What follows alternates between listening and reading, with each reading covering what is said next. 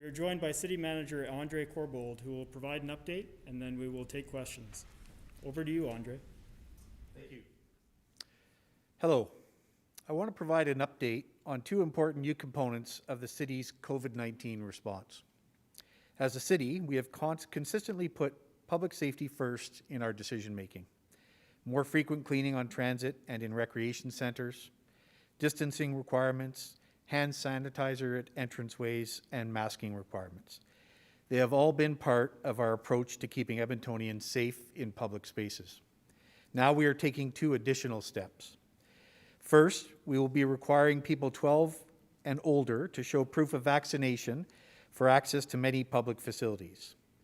This includes recreation centres and attractions like the zoo and the Moutart Conservatory. It means that fitness classes will continue, pools and rinks remain fully accessible, and Edmontonians can continue to access programs which contribute so much to wellness and quality of life. And of course, children under 12 can continue to access those facilities. To be clear, proof of vaccination status is not required for public transit. Buses and the LRT remain accessible to everyone, and masks continue to be required on transit. The second step involves City of Edmonton staff. We are adding to our layered and long-standing practices. Hand washing, masking, physical distancing, pre-shift screening, and physical barriers are already in place at our work sites. We take our safety obligations, both to Edmontonians and our staff, very seriously. So we asked city staff to disclose their vaccination status. As noted last week, we were able to confirm that only 72% of city staff are fully vaccinated. And in the context of the fourth wave and rising cases around the province, this level is simply not high enough. To ensure that we can confidently say we are minimizing the hazard of COVID-19 in city workplaces, we are introducing a new policy. Effective today, we require all city and city auditor employees to be fully vaccinated against the COVID-19 virus. The deadline for complying with this requirement is November 15th. We believe this is the right decision of our workforce, the right decision for protecting our community, and the right decision for the healthcare system, and especially those frontline healthcare workers. There may be a very few exemptions, and we will meet our human rights obligations to reasonably accommodate those colleagues who have demonstrated a reason they cannot be vaccinated. Employees who have not proven they are fully vaccinated or received an exemption will need to go for COVID-19 rapid antigen testing at their own cost. Those who do not comply with this requirement will be placed on leave without pay. As one of Alberta's largest employers, the city has a duty to support the effort to reduce the spread of COVID-19. We want to help bring an end to this pandemic, and we encourage other local businesses and organizations in the city to adopt a vaccine policy as well. Vaccination is a proven and effective measure to protect our community, and we will do our part. Our goal is to keep our facilities open, our services running, and our employees safe and healthy. And with that, I'd be pleased to take any questions you might have. So we have 4 members of the media joining us today. First up is Blair from the Edmonton Journal.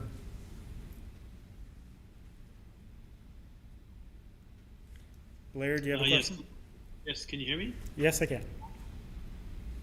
Yes, how many staff do city facilities have who are tasked with monitoring vaccination documents today at the start of the REP program? Yeah, we can get a more specific number to you, but generally it's the staffs that are at the front lines of these centres, at the reception centres, and the same folks who would be taking payment and or looking for passes. So those folks who are at the access points to the facilities, they are tasked with implementing this. And I have to say, early reports are that Edmontonians are being very patient. They're being very supportive. And as we've seen throughout this pandemic, we have consistently seen a very high rate in the high 90s in terms of compliance to either city bylaws or regulations and procedures we put in place for everyone's safety. And we appreciate that. Blair, do you have a follow-up question?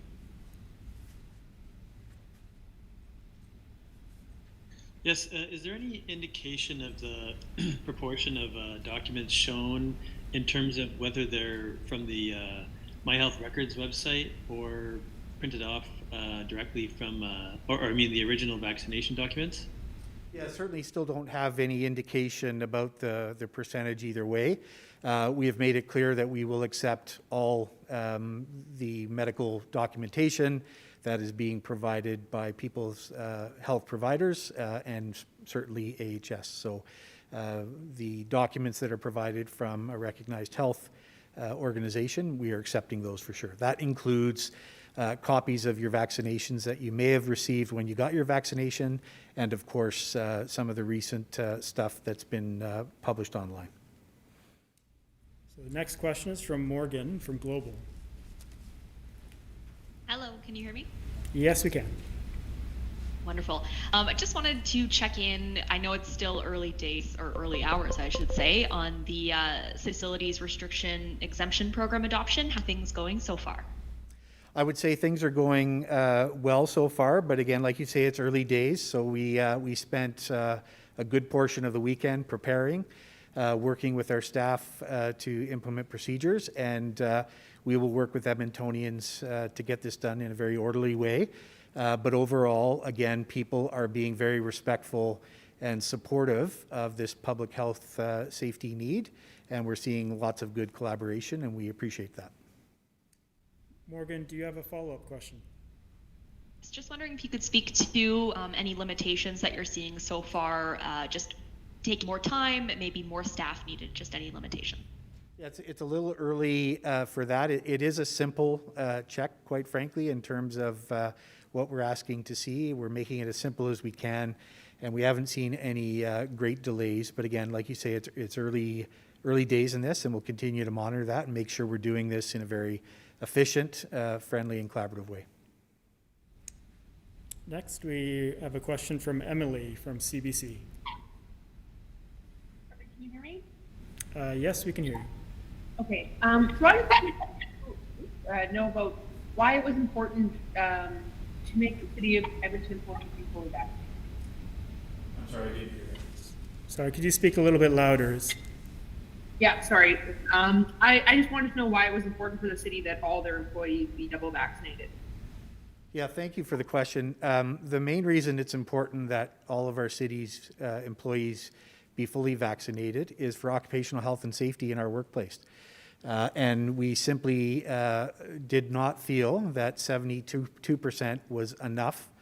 And so we wanted to make sure for our collective safety, for our collective health as a group of employees, we thought it very important for everyone's safety and health that we take this next step so that we can increase the percentage of employees that are vaccinated. It is also good for our community, and like I said, very good for the health system because we'll have more Edmontonians in that we'll have more employees vaccinated. Emily, do you have a follow-up? Maybe just on the November 15th deadline, how was that decision made in terms of giving employees that are not vaccinated right now some time to get those? Yeah, thank you, Emily. I mean, it really is based on the requirement. This is a new directive and a new policy that the city is putting out. Some of our folks are already vaccinated, and we really appreciate that. But it does take time. As you know, there has to be some time between the first vaccination and the second vaccination. We also wanted to provide people time to consult with their medical experts, their own doctors, if they would, to consider and understand what their options are. And we wanted to give some people time to consider what their options are. Having said that, we wanted to move forward in a very deliberate and clear way. And so it was felt that November 15th is a good end date in terms of full compliance. And of course, that leads to second doses needing to be completed by the end of October so that you have your 14-day wait after that second dose to be fully protected. Obviously, every day, every employee who gets either their first or second dose is an enhancement to our collective health and safety as a city, and we appreciate their efforts to do that. And our next question is from Travis from CBC. Good afternoon. I know there are some city facilities that are, not exempt in this program. I wanted to check if the city is considering still bringing in any proof of vaccination for those facilities, such as example would be like libraries. Well, I'll let Edmonton Public Libraries speak for themselves and other organizations that we are affiliated with, but they have, they make those decisions.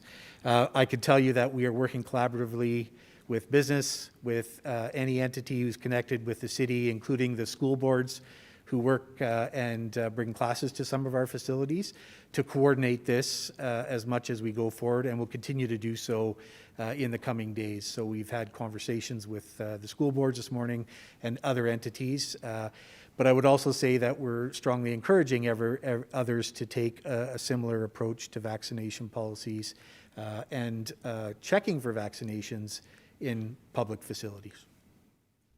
Travis, do you have a follow-up question? No, that's all I've got. Okay. Our next question is from David from CTV.